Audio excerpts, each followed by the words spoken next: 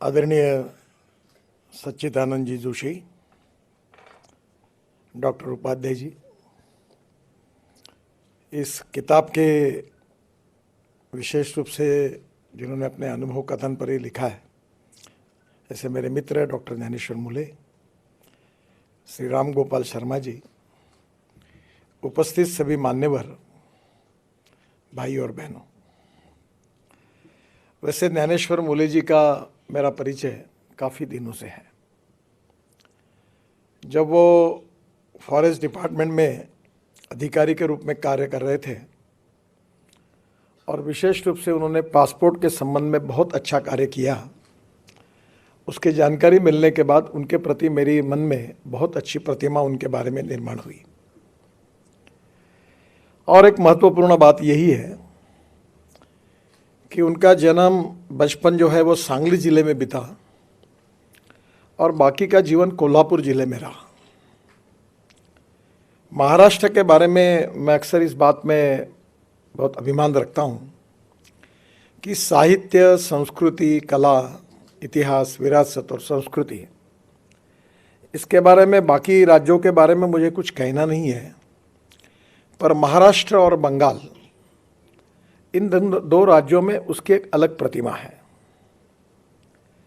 और साहित्य और संस्कृति में जो विचार व्यक्त होते हैं, वो विचार भविष्य के पीढ़ियों के लिए संस्कार के रूप में उपयोगी होते हैं।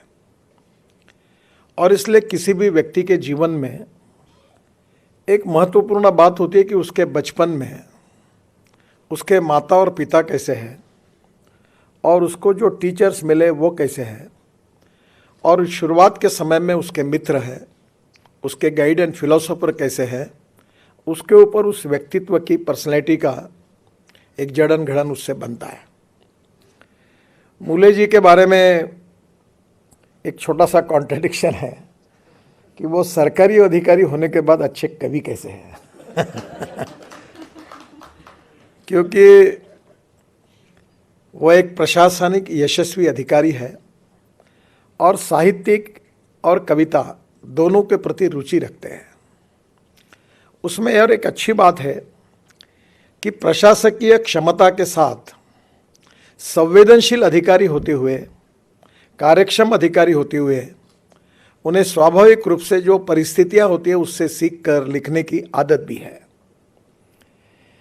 कभी कभी एक बहुत बड़ी समस्या होती है, that is image versus reality and ground reality versus perception. तो मेरे मन में, मैं मंत्री होने के पहले एक प्रतिमा थी कि ये फॉरेस्ट सर्विस कमीशन के अधिकारी, यानी बहुत मज़ा है, बहुत अच्छी मज़ा है। मर्सिडीज़ गाड़ी होती है, बंगला होता है, कोई पूछता नहीं किराया कितना है। यहाँ दिल्ली में क्वार्टर में रहना पड़ता है, वहाँ बहुत बड़ा बंगला होता है और गाड़ियाँ बड़ी बड़ी होती है। तो मुझे लगता है कि ये बहुत मौज करते हैं, बहुत अच्छा है। मैंने ऐसा मैं जब देख रहा था, जब कभी मुझे मौका मिला, पर मंत्री बनने के बाद मेरे ध्यान में आया कि एम्बेसडर का सही मतलब क्या है। जब हम कहते हैं कि नॉलेज ये पावर है, तो अलग अलग देशों में जो इनोवेशन है, जो साइंस है, जो टेक्नोलॉजी है, जो रिसर्च है, वहाँ का एजुकेशन है, ट्रेड और बिजनेस है, एक्सपोर्ट और इंपोर्ट है, इन सब बातों में काफ़ी बड़े प्रमाण पर हमारे एम्बेसडर बहुत महत्वपूर्ण भूमिका निभाते हैं। अगर एक छोटा सा कोई मटेरियल अगर हमको सस्ते में मिलता है तो देश का करोड़ों रुपए का फ़ायदा होता है। और हमारे देश का कोई बड़ा एक्सपोर्ट ऑर्डर मिलता है तो देश में कितने लोगों को एम्प्लॉयमेंट मिलता है। तो एम्बेसडर जो होता है वो स्वाभाविक रूप से उसका काम देश के विकास के लिए, देश के भविष्य को बनाने के लिए बहुत उपयोगी होता है। पर सरकार में जो अलग अलग प्रकार की सर्विसेज हैं, उसमें काम करने वाले अलग अलग प्रकार के अधिकारी हैं, क्योंकि जैसे व्यक्ति होते हैं वैसे उनका एटीट्यूड और अप्रोच भी होता है। हमारा जो लोकतंत्र खड़ा है उसमें 4 इंपॉर्टेंट पिलर हैं। एक independent, impartial and fair judiciary. दूसरी बात जो इम्पॉर्टेंट है वो हमारी एग्जीक्यूटिव विंग, यानी हमारी प्रशासकीय क्षमता रखने वाले अधिकारी जिनको इम्प्लीमेंटेशन की जिम्मेदारी है। और तीसरी लेजिस्लेटिव विंग जो जनता से चुनकर आती है, राज करती है। और इन सब बातों को मजबूत करने के लिए एक मीडिया, उसका रोल उतना ही इम्पोर्टेंट होता है। और चारों विंग में चारों पिलर अच्छा काम करते हैं तो लोकतंत्र में गुणात्मक परिवर्तन होता है, प्रगल्भ भी बनता है, संवेदनशील भी बनता है और स्वाभाविक रूप से उसके कारण वर्ल्ड में हमारी प्रतिष्ठा भी बढ़ती है। मुड़े जी के बारे में एक बात अच्छी है कि अच्छे प्रशासनिक अधिकारी होने के बाद भी साहित्य और कविता की एक उनको दृष्टि होने के बाद में भी एक संवेदनशील अधिकारी और कार्य विमुख और कार्य तत्पर अधिकारी, ये सब बातें इसमें इकट्ठा हुई है। मैं अक्सर एक बात कहता हूं कि there is a difference between letter and spirit. कुछ लकीर के फकीर होते हैं, जो लिखा हुआ रहता है वो इंटरप्रेट करते हुए ऐसा ऐसा होगा, but there is a difference between letter and spirit. Actually Kesavananda case में सुप्रीम कोर्ट ने भी भारतीय संविधान के बारे में एक बहुत अच्छा निर्णय दिया है और उन्होंने कहा है कि there is a difference between letter and spirit. Spirit of the constitution is very important और इसलिए स्वाभाविक रूप से प्रशासकीय कार्य क्षमता रखने के बाद नियमों के आधार पर स्पिरिट को समझना और समझते हुए लोकाभिमुख कार्यों के लिए निर्णय करना, ये बहुत महत्वपूर्ण है। गांधी जी अक्सर ये कहते थे कि कानून का पालन तो होना ही चाहिए। मैंने आज तक जीवन में किसी अधिकारियों को कानून तोड़ने के लिए कहीं नहीं कहा। मैं कहता हूं break the law up to the last limit of breaking point, और ये समझो कि इसमें स्पिरिट क्या है। और दूसरी बात गांधी जी ने कही है कि जब आपको ऐसा लगेगा कि आपका कोई भी निर्णय करने के लिए ये निर्णय गरीब व्यक्ति के हित में, जो शोषित है, पीड़ित है, दलित है, सामाजिक आर्थिक शैक्षणिक रूप से पिछड़ा हुआ है और उस व्यक्ति से इससे न्याय मिलने वाला है, तो इस न्याय को, इस कानून को अगर आपको तोड़ना पड़ेगा तो आप जरूर तोड़िए, क्योंकि उसमें उसका हित है। पर जब कानून तोड़ते हुए किसी व्यक्तिगत स्वार्थ के लिए, किसी और उद्देश्य से जब तोड़ोगे तो वो गलत होगा। मुझे बहुत अच्छा अनुभव आया। मैं महाराष्ट्र में मंत्री था और अमरावती जिले में एक मेड़घाट तहसील थी और वहाँ 2500 बच्चे कुपोषण से मर गए और वो मरने के बाद काफ़ी वर्ल्ड लेवल पर काफ़ी हाहाकार मचा। आपको याद होगा, ये 96-97 की बात थी। तो हमारे मुख्यमंत्री जो थे मनोहर जोशी, वो मुझे कहते थे कि नितिन, ये कैसी स्थिति है, ये मेड़घाट में 450 गाँव है, एक भी गाँव में रास्ता नहीं है, ये लोगों का कैसे होगा। तो फिर वो बार बार, मैं भी पीडब्ल्यू मिनिस्टर था, मीटिंग करवाता था और फॉरेस्ट एंड एनवायरनमेंट के चीफ कॉन्जर्वेटर ऑफ फॉरेस्ट आते थे और 4 से 5 बार मनोहर जोशी उनको कहते थे। एक बार उन्होंने कहा, जब मैं सुन रहा था, उन्होंने कहा की तुम्हाला काहीच वाटत नाही का, इतकी लोक मेली, इतक्या गावात रस्ते नाही, मुलं शाळेत जात नाही, तुम्ही काम नहीं करू देत, आपको कुछ भी नहीं लगता। 2500 बच्चे कुपोषण से मर गए, बच्चे स्कूल में नहीं जा सकते, वहाँ के किसान हैं, उनका उपज मार्केट में नहीं जा सकती, इलेक्ट्रिक की लाइन वहाँ नहीं गई, सब काम आपने रोक दिया फॉरेस्ट एनवायरनमेंट एक्ट के आधार पर, आपको इसका कुछ भी नहीं लगता आपको। तो चीफ कॉन्जर्वेटर ऑफ फॉरेस्ट ने कहा कि sir, I am very sorry, पर मुझे आपको जवाब देना है तो यही है कि I am helpless, I can not do anything. तो मनोहर जोशी जी आगतिक हो गया। तो एक कुलकर्णी करके कमिश्नर थे, वो भी बड़े सुसंस्कृत और अच्छे अधिकारी थे। तो फिर मेरे से रहा नहीं गया, तो मैंने कहा सर, ये तुम्हारे बस का काम नहीं है, ये ऐसे काम में मैं बहुत माहिर हूँ, तुम एक काम करो, ये मेरे ऊपर छोड़ दो, मुझे कोई चिंता नहीं क्या परिणाम होते हैं और मैं ये काम करूँगा। आपको संभव हुआ तो मेरे पीछे खड़े रहो, नहीं रहा तो फर्क नहीं पड़ता, मेरा गया तो गया पद, चिंता नहीं। मैं गया। एक मर्चेंट नाम के दरियापुर में, परतवाड़ा में रहते एक मुस्लिम अधिकारी, सुपरिटेंडिंग इंजीनियर थे। मैं राजदूत पर, उस समय राजदूत थे, उसमें पूरे जगह पर घूम कर आया, कोई रोड नहीं। तो मैंने कहा तुम एक फाइल तैयार करो और फाइल तैयार करने के बाद मंत्रालय में भेजो। वो ऐसे थे, बहुत अच्छे अधिकारी, अभी भी है वो फाइल मुंबई में आई और फिर आकर वो फॉरेस्ट के ओपिनियन, इसके ओपिनियन होने के बाद आई, वो मेरे पास आई और मैंने उसमें लिखा कि मानव अधिकार की दृष्टि से इन लोगों को गांव में जाने के लिए रोड नहीं है, ये दुर्भाग्यपूर्ण है। ये उनका सामाजिक, आर्थिक और शैक्षणिक शोषण है और इसके लिए परमिशन नहीं देना गलत बात है। और इसलिए मैं मंत्री होने के नाते ये निर्णय देता हूँ कि एक्ट कुछ भी कहे, मैं ऐसे आदेश देता हूँ कि यह 450 गाँव में रोड बनने चाहिए और इसके बाद एक्ट के आधार पर कोई अगर इसकी रिस्पॉन्सिबिलिटी फिक्सअप होगी तो मैं जब तक मंत्री हूँ तब तक और उसके बाद में भी ये व्यक्तिगत मेरी जिम्मेदारी होगी और उसके लिए मैं जिम्मेदार रहूँगा। ये लिखकर मैंने तांबे करके, हमारे सेक्रेटरी थे, उन्होंने देखकर उन्होंने कहा कि तुम साहब आपने ऐसे कैसे लिखा। मैंने बोला कोई फ़र्क नहीं पड़ता, मैं राजनीतिक पेशावर नहीं हूँ, जो होगा सो देखा जाएगा। और मैं गया, क्या कहा वो मैं अब नहीं बताऊंगा फॉरेस्ट वालों के लिए क्योंकि वो ठीक नहीं होगा, पर मैंने 450 गांव में रोड बना दिया।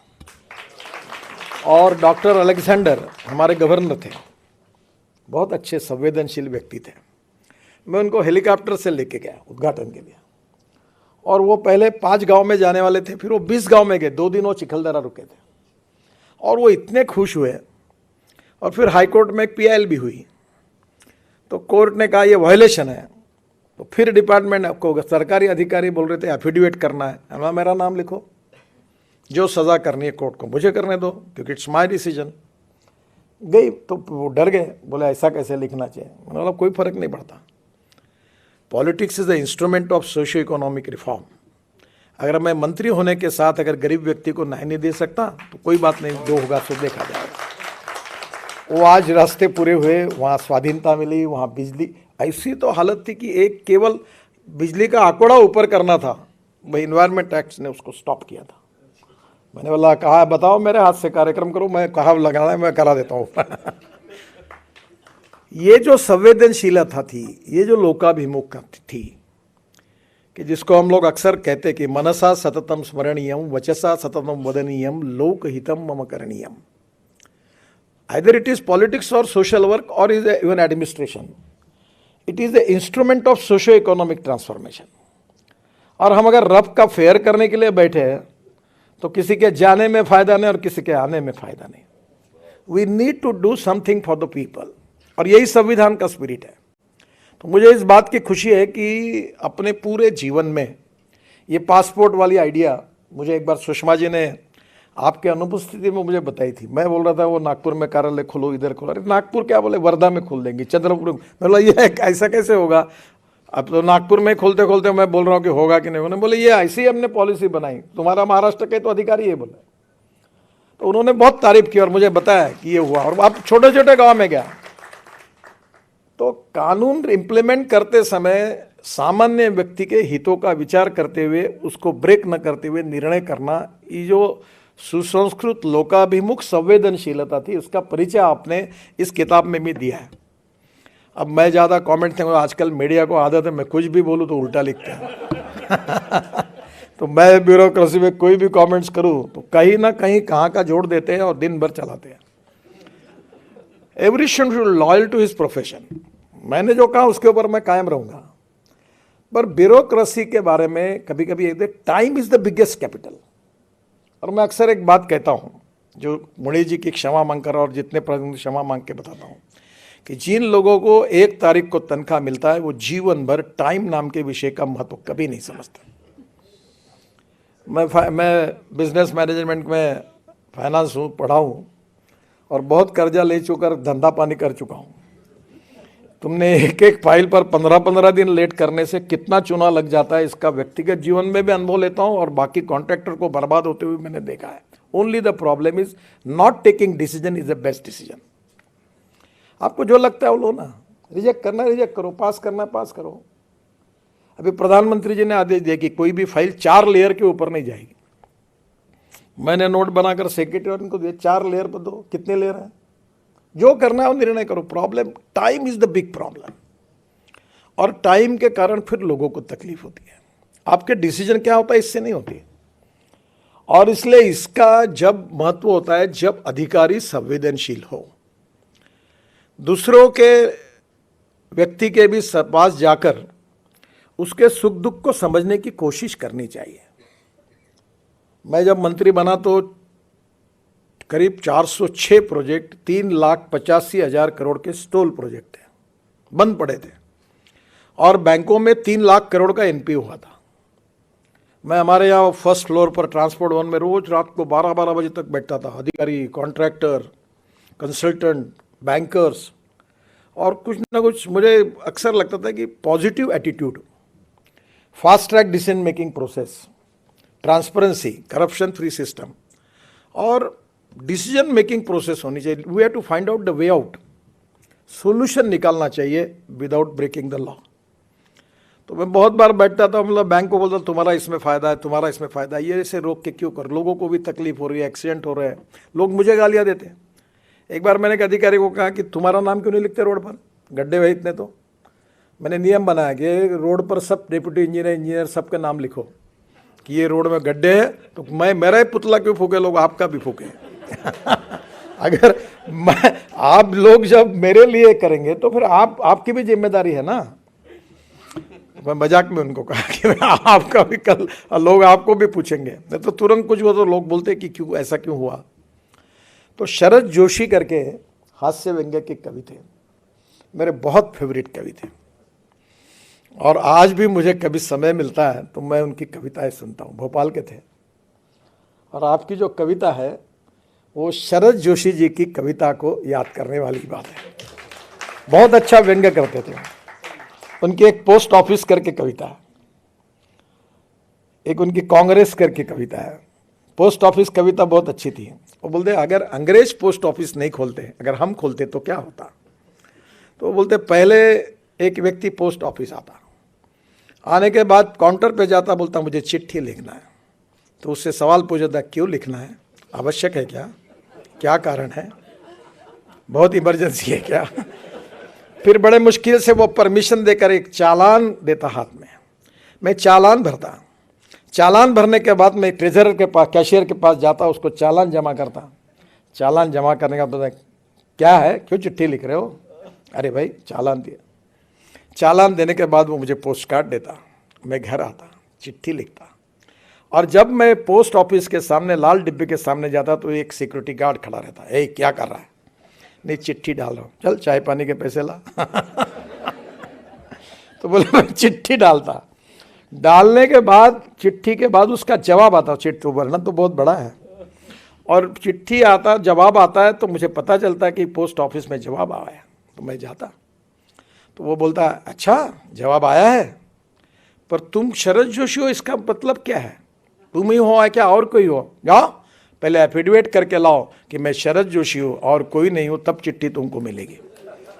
फिर वो एफिडेविट करता, एफिडेविट करके देता, और ऐसा करके उन्होंने आखिरी में वर्णन किया है कि वो चिट्ठी का जवाब लेकर मैं घर आता तो लोग बोलते क्या कहा जोशी जी की पहुंच है, चिट्ठी भी लिखी, जवाब भी आया, अरे इनका तो बहुत बड़ा लगा। वो प्रशासनिक पद्धति पर किया हुआ व्यंग्य है। सभी ऐसा है, ऐसा भी नहीं है, पर वो जैसे मेटल जो होती है गुड कंडक्टर ऑफ इलेक्ट्रिसिटी, वैसे प्रशासन भी लोकाभिमुखता और संवेदनशीलता का गुड कंडक्टर होना चाहिए। और वो मोड़े जी के है, इसलिए उनके पूरे किताब में एक लोकाभिमुख संवेदनशील अधिकारी का भावना एक प्रकार से व्यक्त हुई, इसीलिए किताब महत्वपूर्ण है। और उनका जो अनुभव है वो इसलिए महत्वपूर्ण है कि अनुभव से बहुत सीखने के लिए मिलता है। सीखने का पेटेंट किसी के पास नहीं है। मैं अक्सर लोगों को कहता हूँ कि मैं भी बहुत सामान्य व्यक्ति हूँ, और आज भी मैं फुटपाथ पर खाने वाला, थर्ड क्लास में पिक्चर देखने वाला और नाटक पीछे से देखने वाले लोगों में से बड़ा हूँ। तो मुझे वो जीवन बड़ा अच्छा लगता है। जेड प्लस सिक्योरिटी कार्ड अड़चने आती है तो मैं सबको रात को छोड़ने के बाद फिर निकल जाता हूँ फुटपाथ पर, क्योंकि वो मैं वहाँ अक्सर मुझे मेरी औकात की याद दिलाती है। जब मेरी जो कविता थी वो बड़े अच्छी लगती है। तो एक इम्पॉर्टेंट बात यही है कि आपके जीवन में इन सब अनुभव के साथ आपका जो अनुभव आया, विदेशों में आया है, रशिया का अनुभव आपने आया, आप और इसमें लिखिए। मैं इस विषय पर बहुत कुछ थोड़ा बहुत, मैं इतना तो विद्वान नहीं हूँ, पर मुझे उतना टाइम ही नहीं मिलता। पर साम्यवाद, समाजवाद और पूंजीवाद, ये तीनों बातों में हमारे देश में बहुत बड़े बड़े लोगों ने काम किया है। एक समय समाजवादी और कम्युनिस्ट रहना यानी गौरव का विषय रहता था। मैं चाइना में गया था, बीजेपी के प्रेसिडेंट के रूप में मुझे कम्युनिस्ट पार्टी ऑफ चाइना ने इनवाइट किया था। तो जब पूरा देखा मैं उनके पास, तो मैंने बोला ये सब liberal economy, non residential Chinese जो थे मंगोलियन वंश के, उन्होंने पूरी इन्वेस्टमेंट लाई, शंघाई बना, सब लिबरल इकोनॉमी थी। तो मैंने पूछा तुम्हारे यहाँ लाल बावटा छोड़ के तो कुछ कम्युनिस्ट कुछ लगता है नहीं कुछ। तो उन्होंने कहा हमें देश की प्रगति करनी है। तो समाजवाद, साम्यवाद और पूंजीवाद, हमारे देश में समाजवादी पार्टी भी थी, कम्युनिस्ट पार्टी भी थी और स्वतंत्र पार्टी भी थी। और अमेरिकन लिबरल इकोनॉमी जो थी वो भी आज दुनिया के सामने आई है। फिर भी दुनिया के इकोनॉमिक्स और फिलोसोफर ये कह रहे कि स्टिल हमें जवाब नहीं मिल रहा है कि व्हाट इज एग्जैक्टली कि जिससे हम कर सकते हैं। तो जो सबसे आखिरी व्यक्ति है उसकी प्रगति और विकास कर अगर इकोनॉमिक ग्रोथ करनी है तो निश्चित रूप से कौन सा इकोनॉमिक मॉडल होगा, ये विश्व के सामने भी बहुत बड़ा प्रश्न है। और आप जैसे लोगों को ये अनुभव मिला है कि रशिया में भी रहना है, तो मैं ये कहता हूँ कि एम्प्लॉयमेंट जनरेशन, जब तक कैपिटल इन्वेस्टमेंट नहीं आएगी तब तक एम्प्लॉयमेंट पोटेंशियल नहीं निर्माण होगा। एम्प्लॉयमेंट पोटेंशियल नहीं होगा तब तक इरेडिकेशन ऑफ पॉवर्टी नहीं होगी। मैं कभी कभी मजाक में, मैंने एक बार हमारे एक बहुत बड़ा मिहान करके प्रोजेक्ट होगा, जो 500 करोड़ रुपए की इन्वेस्टमेंट करेगा मैं उसके पैर छूने के लिए तैयार हूँ। तो मुझे पत्रकार ने कहा ऐसे क्यों कहते हो आप? अरे बोला उसके पैसे का छोड़ो, मेरे यहाँ के 5000 लोगों के हाथ को काम मिलेगा, रोजगार मिलेगा, ये मेरे लिए महत्वपूर्ण है। अब गाँव में मैं कहता हूँ किसानों को, मैं किसानों में काम करूँ, बोला अन्नदाता वगैरह मत बनो, ऊर्जादाता बनो, ग्रीन हाइड्रोजन बनाओ, इथेनॉल बनाओ। ये गेहूँ चावल मक्का लगा के कोई परिस्थिति बदल नहीं सकती। तो बहुत से बार ऐसी चीज़ें हैं कि वर्ल्ड में जो एक्सपीरियंस आपको मिलता है अलग अलग देशों में, बहुत सीखने लायक है और देश में भी सीखने लायक है। और मैं आपको एक अच्छी बात बताता हूँ, मैं बिल गेट्स से लेकर अमिताभ बच्चन से लेकर अनेक लोगों का, लता मंगेशकर से लेकर सबके मेरे बहुत अच्छे संबंध रहे। तो एक बार मेरे पत्नी से बात करते हुए मैंने कहा उनको, बहुत अनुभवी वाक्य, किसी के अपमानित करने का नहीं है, मैंने कहा जिन लोगों को मैं दूर से बड़ा समझ रहा था उनके नज़दीक जाने के बाद मुझे पता चला कि मैं उनको जितना बड़ा समझता था उतने ये बड़े नहीं हैं, बहुत छोटे हैं।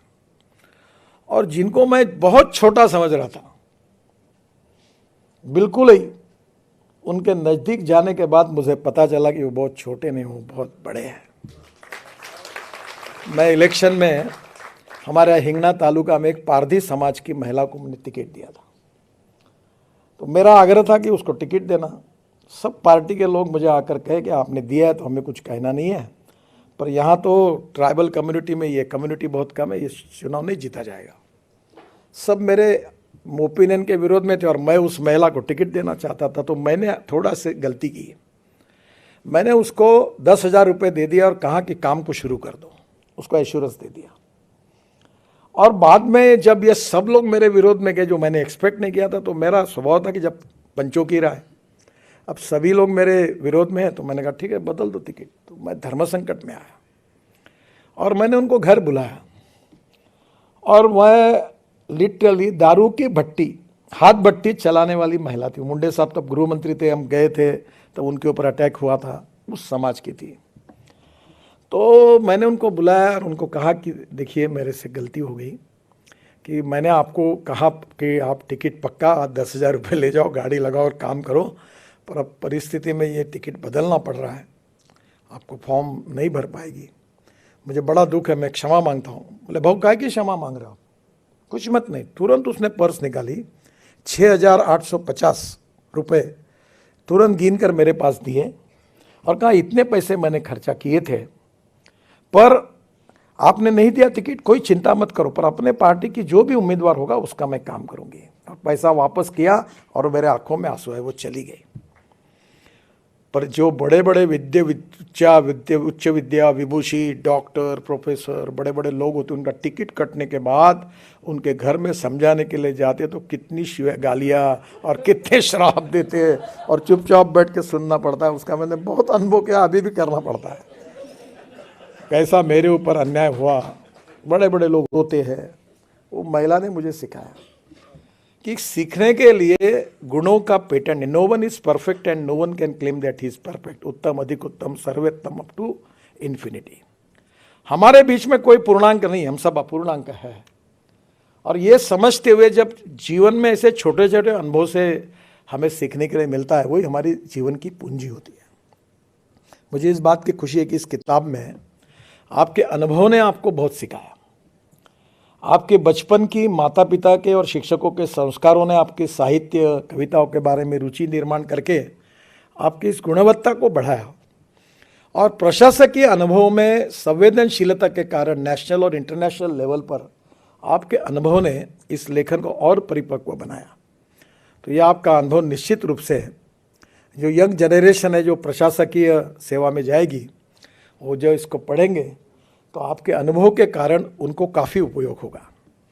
मैं वैसे भी आपके प्रति बहुत आदर और सम्मान रखता हूँ और इस किताब के निमित्त निश्चित रूप से इसका अनुवाद भी बहुत अच्छा हुआ है, अभी मैडम ने कहा और सच्चिदानंद जी ने भी कहा है।